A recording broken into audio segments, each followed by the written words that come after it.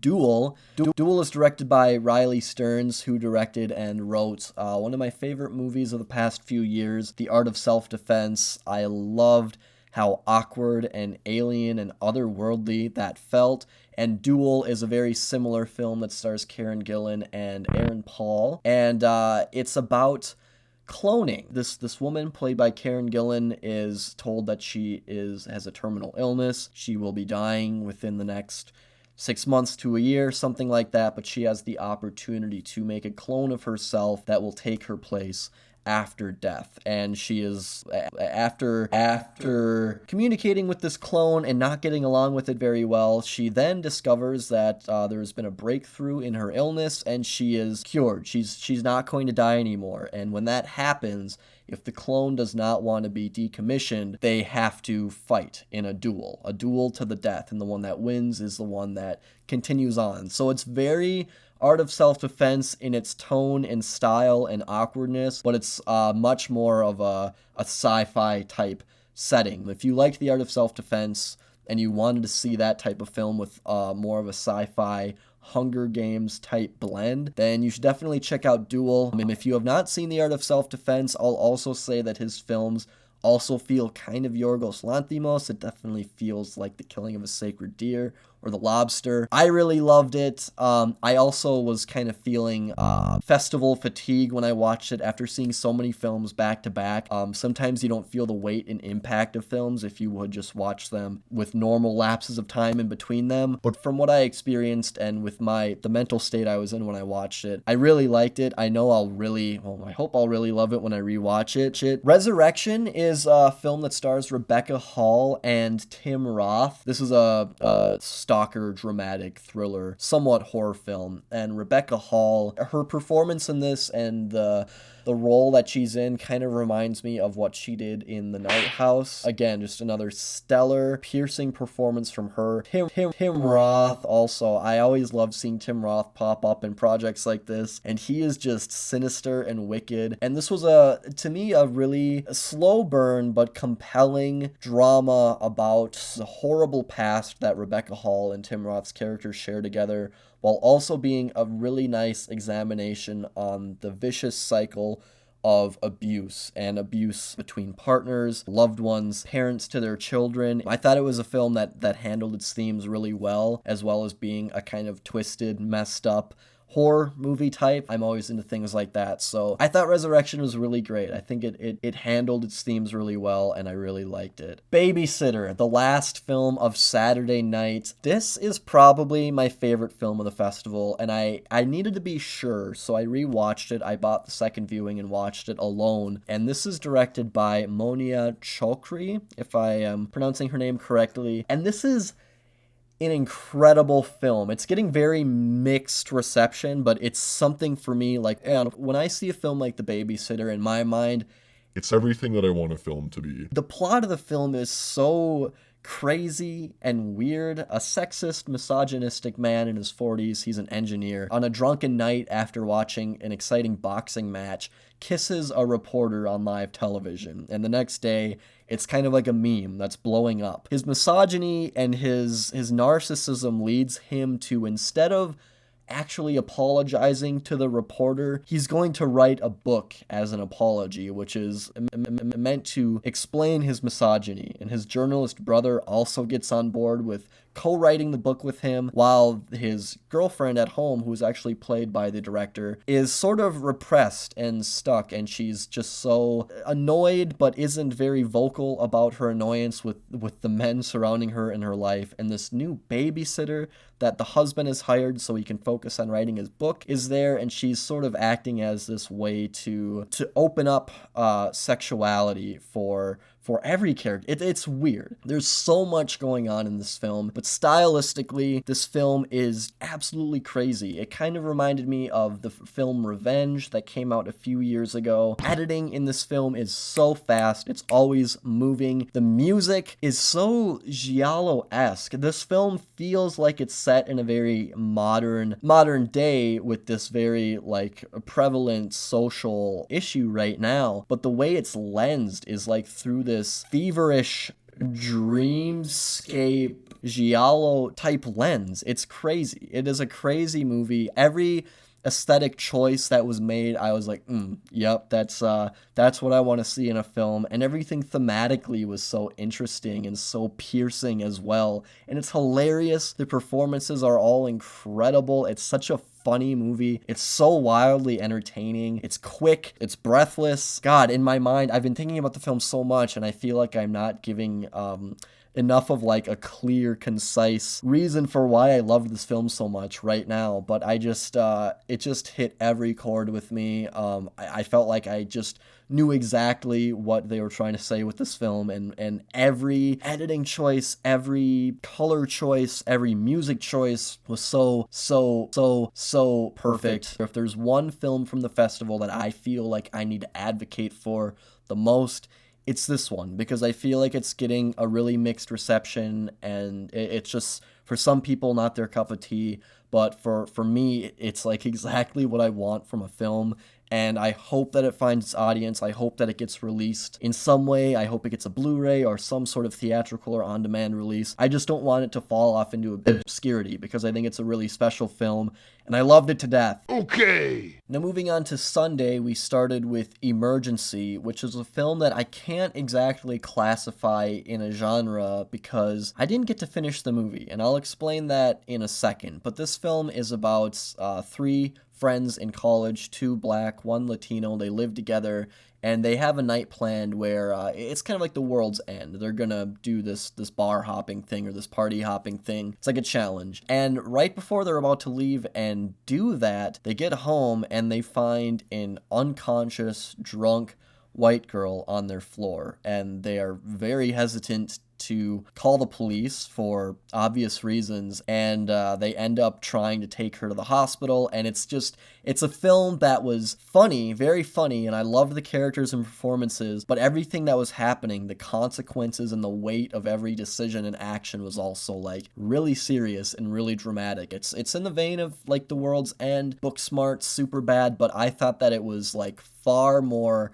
stressful than those films, and I was so compelled, and I was loving it. I think all of us were, and we were like, this is really great. Like, I gotta see how this ends.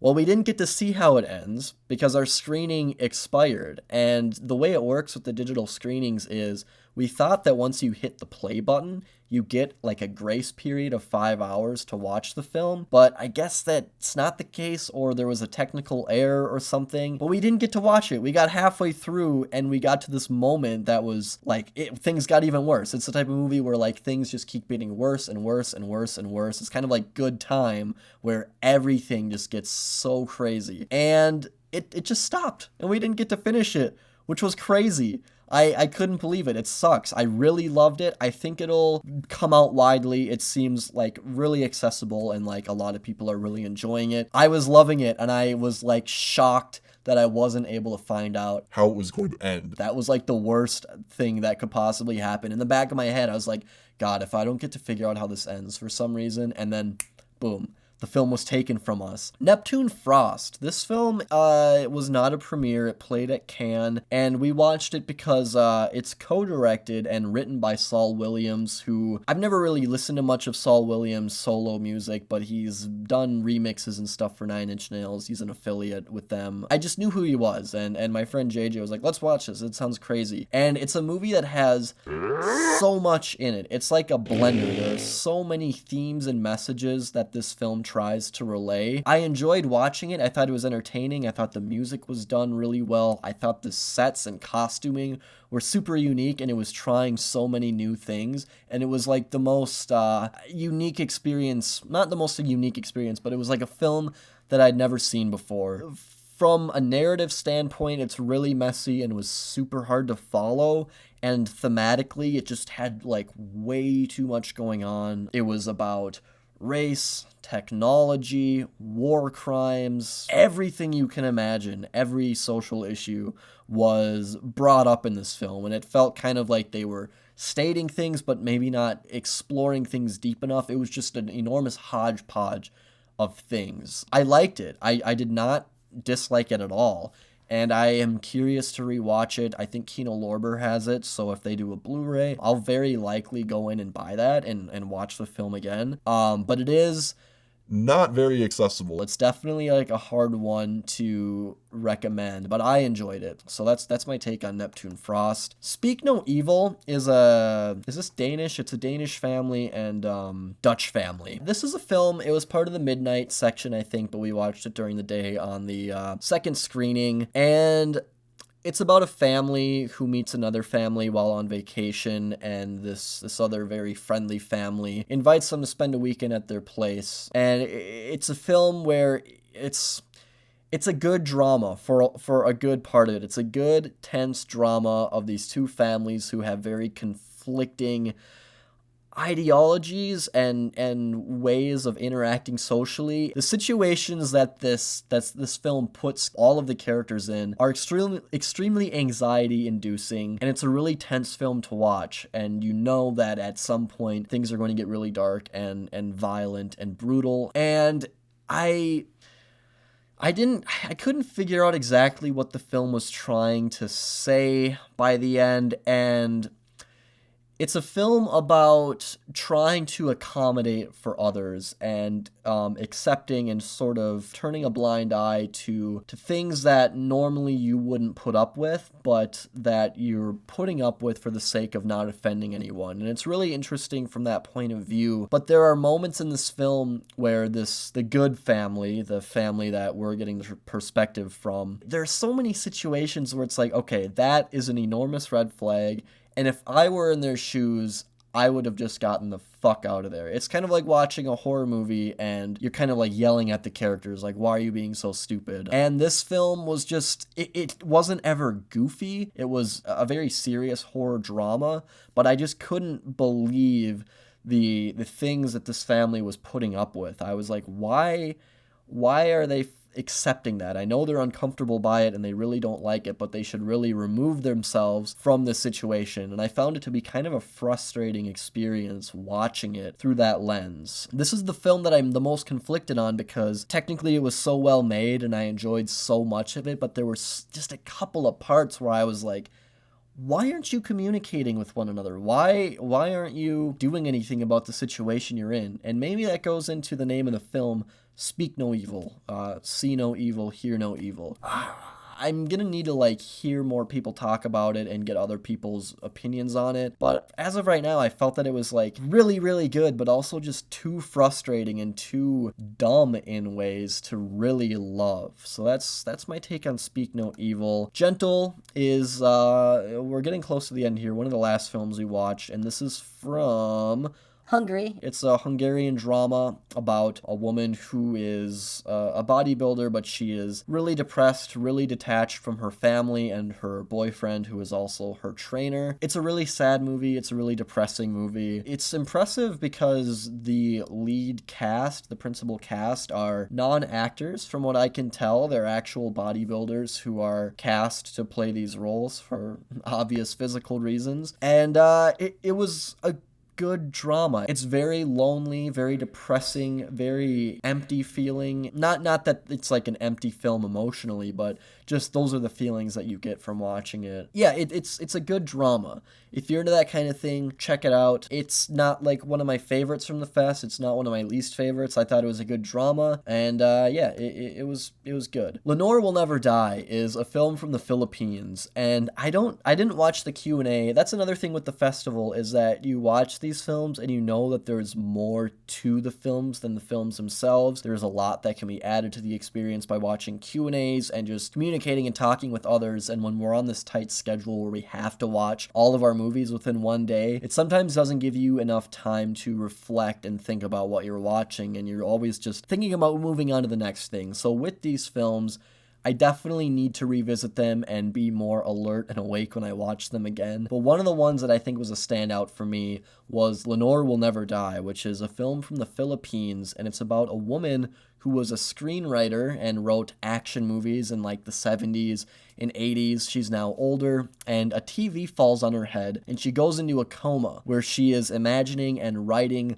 the rest of a screenplay that she never finished. And it's an incredibly fantastical, inventive, and creative film. One of the most creative films of the festival, up there with Babysitter. And it was just such a beautiful love letter to cinema, and in particular, action, revenge types movies. And there was just such an apparent amount of love gushing through this film. It's really crazy. It gets very meta even, which I guess I was kind of expecting that. I knew this film was going to do something to set itself apart, and it definitely does. By the end of the film, it's an incredibly complex and creative film, and the way that they filmed the sort of 70s 80s action movie settings, they definitely used a different type of camera. It looked like a straight up movie, an old movie, or like a VHS tape or something. Just the amount of care and passion and effort that went into this is so commendable.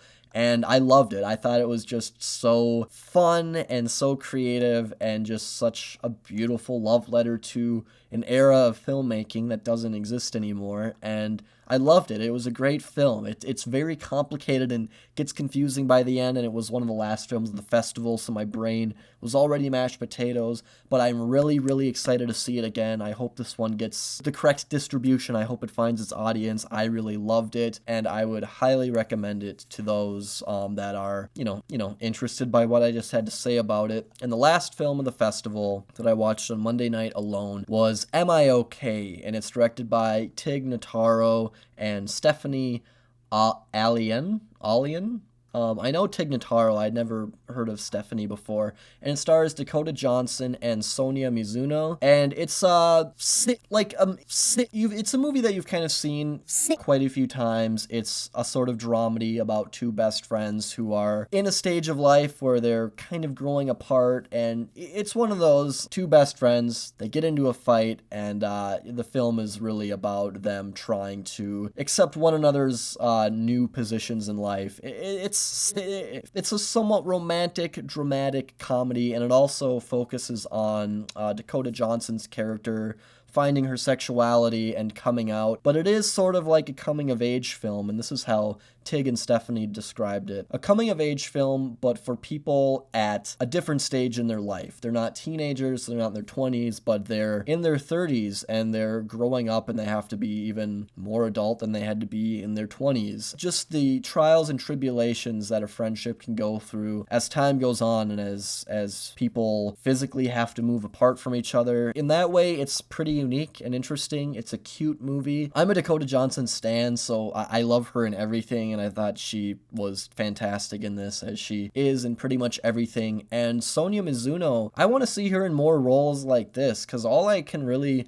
remember seeing her in really is Ex Machina in the works of Alex Garland. I guess they have a mini-series that they made together that I didn't know about before watching this. But I really liked her performance in this too, and her and Dakota Johnson had great chemistry, and it was just a sweet, cute, inoffensive little movie that I think will connect with people who need to see it, and yeah, I liked it. Am I Okay was a good film. So yeah, that's everything. And then I watched Babysitter again that Monday night, so I could make sure that I felt as strongly about it as I did the first night. And I still felt very strongly about it. So that is everything that I watched for Sundance. You know what I want this video to be? I want these films to all find their audiences and to find the people who will enjoy them, and I want them all to thrive after the festival. I just hate to see any of these films fall off into obscurity and not be recognized for their quality and content. And that's really my reason for making this video. And I wish that I was more quick and concise about it, because a video this big,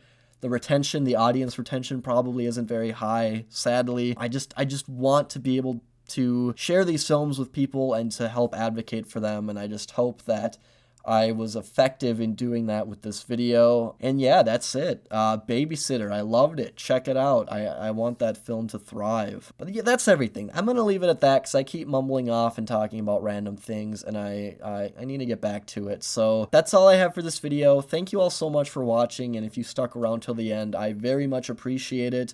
And I hope that you enjoyed me rambling and talking about all these films. And yeah, just look forward to the future and look forward to the release of all these fun films the festival had to offer. And that's everything I have for you. Thank you, as always, everyone, so much for watching, and I will talk to you later.